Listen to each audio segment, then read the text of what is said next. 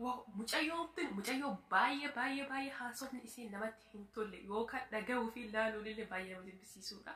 Garuu gaa'illi isiin arra godhate gaa'ila adda waan isii irraa hin eeggamne tokko saapiraayis bakka.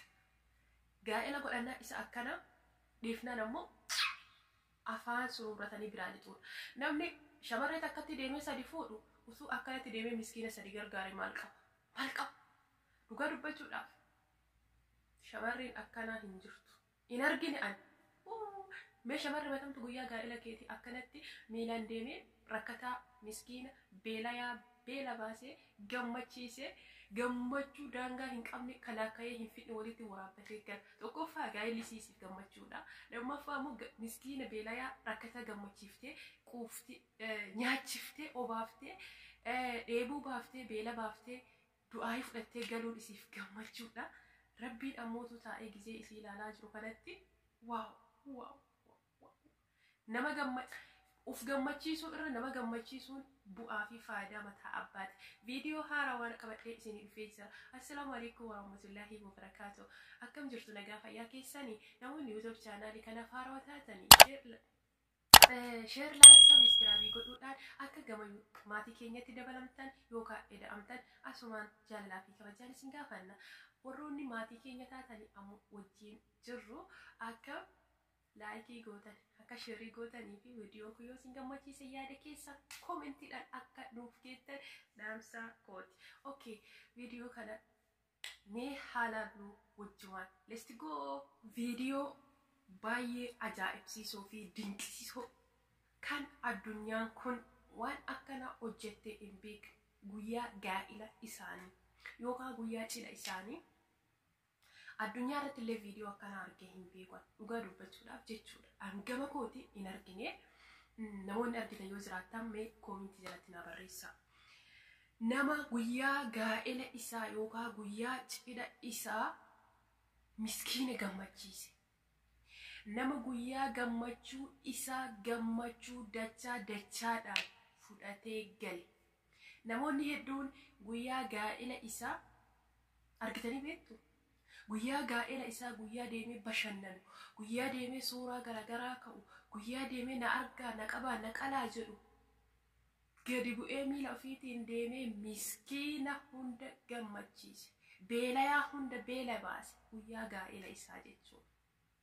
Muuziqaa banattee hin sirbine. Na argaa na qabaa na qalaa jettee hiriyoota ofii gosa ofii warra ofii waamtee biyya waamtee hin daggasne. Diggisiin yookaan wanti isiin guyyaa gammachuu isii yookaan gaa'ila isii goote waan tasumaa biyya keenya keessatti godhamee fi argamee hin beekne goote. YouTuberri tun jechuudha. Wanti barnoota namaa qaba waan akkanaa kanneen waan akkanaa kana wanni barnoota namaa qaba hin hojjanna waan barnoota qabu hawaasa keenyaaf finna waan namni kamuu irraa baratu hojii gaarii hojjannee hawaasa keenyaaf finna yoo ka jedhamu taate hojii akkanaa kana hojjechuudha. Guyyaa gammachuu ofii miskiinaa fi beelayaa hunda gammachiifte. Gammachuu dachaadhaan ilma namaatiif rabbi biraallee fudhattee galte. Gaa'illi isii gammachuu, beelayaa beela baasuun gammachuu, miskiina gammachiisuun gammachuu caalee fudhattee galte jechuudha. Gaa'ila gaarii kan milkii kan jaalalaa kan kabajaa kan walitti horanii bula rabbi isaanii haa taasisu kan umrii dheerina kan riskii bal'ina kan yeroo gabbina. Okay, hundumti keessanii utuu hojii akkanaa hojjettanii guyyaa gaa'ila keessanii muuziqaa bantanii waan beekta hunda waamtanii keekii fuula waldibaa oduu saalaa gazuu saalaa na qalaa jedha gaa'ila gammachuu dhuunfaa keessanii dabarsaa oolta utuu dhiiftanii miskiina keessan gammachiisaa ooltanii beelayaa keessan gammachiisaa ooltanii gammachuu caalee isa kana jechuudha. Hojiin shamarreen tun dalagdee hojii YouTuberri tun hojjatte biyya keenya dhiisa addunyaa yuun dinqisiisa. Dhugaa dubbachuudhaaf jechuudha. Ani hin argine gaa'ila akkana. Ka jaartii tokkotti sadi fuudhu. Ka wacii lafatti naqu. Kana arge malee kana argaa cidha godhatu malee ka rabbi na haa argu miskiina gammachiisu cidha isaa irratti ani argine jechuudha.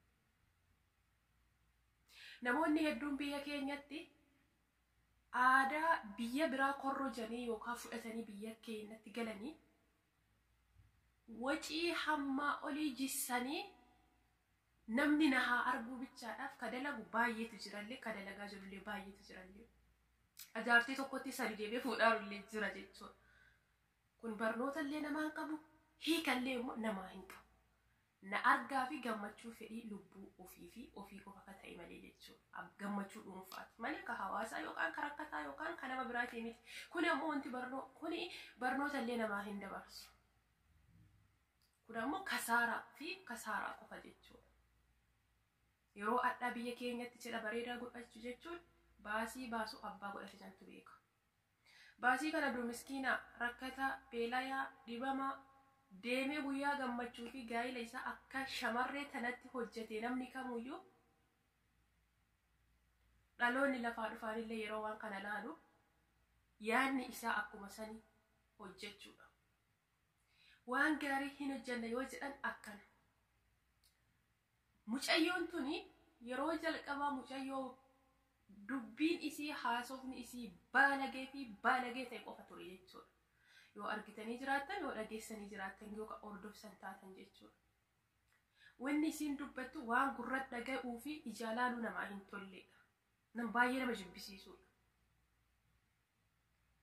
Garuu yeroo isiin gaa'ela akkana biyya isiitti galtee hojjettu waaw waaw waaw an inuma nama akkamiin qabu dhugaa ka sammuun isaa tokko ka sammuun isaa waan hin jirre tokko yaadee fidu jechuudha. Eenyutu mee taa'ee yaadee guyyaa gaa'ela isaa miilaan deema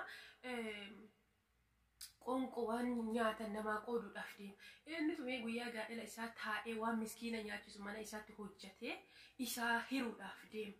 Dhugaa dubbachuudhaaf shamarran akkasiin jirtanii dhiironni akkasiin jirtanii garuu amma achi ni jiraattan jedhee yaada. Namoonni viidiyoo kana laaltan hedduun isaanii warroonni keeyyirii dalagachuu barbaadan hedduun isaanii fakkeenya isinii taatee jirti.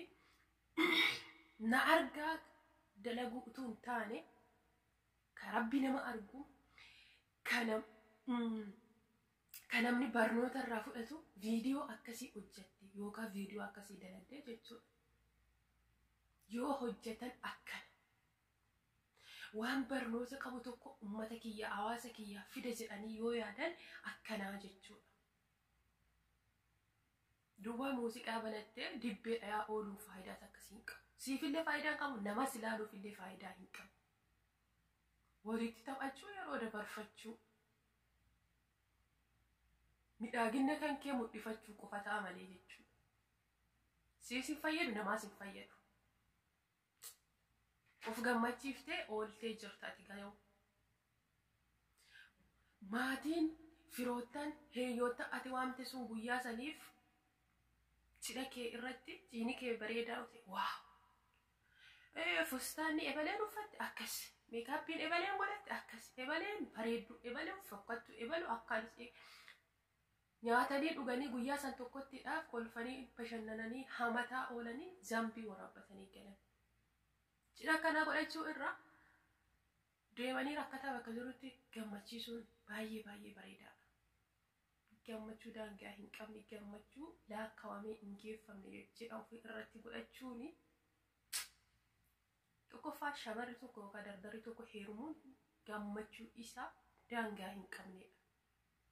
Gammachuu caalu immoo of dhiiftee kabiraa gammachiisuun kun immoo waan hin argamnee fi hin dhagayamnellee anaa hin argine hawwannuma akka dalaguma akkanaa kana yuutuubeeruma kamuu irratti hin argine ka biyya keenyaa dhiisaati kama biyya biraa irratti waan hin argine hojii akkanaa kana jiranii kan ammoo guyyaa dhaloota isaanii wanta akkanaa kana dalagan jechuudha. Guyyaa dhaloota isaanii kan keekii fi wantoota garaagaraatiin kabajanii deemanii miskiinota ka nyaachisan ka beela baasan ka qarqaaran ka uffata irraa jijjiiran wantoonni akkasii suni guyyaa dhaloota irratti surprise kan wal godhan jira ture. Hanan akkasii san arge malee ani shamarreen gaafa gaa'ela isiidha miilaan deemtee hawaasa waan qoonqotti isaan nyaatan hirti in argin. Baay'een dinqisiifadhe, baay'ee nu boonsite, baay'ee hojiin akkanaa baay'ee nama boonsa. Fakkeenya ka ija dunuunfatee taa'u akka ija banatu taasisuudha. Fakkeenya guddaan shamarreen suni warroota gaa'ela hin godhanne, warroota gaa'ela godhachuudhaaf yaada qabdani, warroota immoo kana godhee sidha kiyya kana akkanatti dargasee hiriyoota koo waa hunda waamee akkana midhaasee sidha akkana godhadha jettanii cidhoota cidha fakkeenya gaa'ela warroota haftaamiin godhatu laaltanii teettanii hawaa jirtan umrii keessan guutuu yaadaan sammuu qaqaa jirtanii asuma dhiyootti fakkeenya mucayyoo yookaan shamarree kanarraa fudhadhaati hojii akkasii hojjedha. Dhugaan isiniin jedha. Namaa fi Rabbi biratti illee oolmaa guddaa qabdan, galata guddaa qabdan. Arraa duniyaa boroo akiraallee galata guddaa qabda, gammachuudhaan jiraattan jireenya keessan irratti. Namni of dhiisee nama gammachiise, namni dursa utuu ofii hin yaadini nama dabarsee caarraa namaaf yaade, namni utuu hin jiraatin nama jiraachisuudhaaf ofirra taree waan qabuun tattaafatu isa immoo Rabbitu isa jiraatisa dachaadhaan waan inni jiraatullee isaaf kenna. Egaa viidiyoon guyyaa har'aa kana fakkaata. Yoo isin gammachiise share, like, subscribe godhuun hin dagatinaa. Viidiyoo gaa'ela shamarree kanaa irraa waan hedduu barattan jedhee abdiin qaba. Viidiyoon akkanaa amma dura argames dhagayames ana biratti hin beeku. Ummata fakkeenya ummata biyya keenyaa irraa argee hin beeku jechuudha. Anaaf viidiyoon kun reaction kun hojiin kun anaaf haarawa.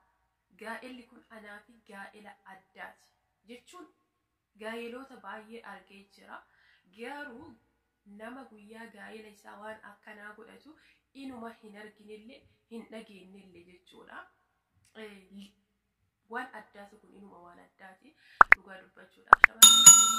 Shamarree Oromoodhaa taate afaan feete haa dubbattu, hojii feete haa hojjettu, garuu baguma Oromoo taateen jedhaani.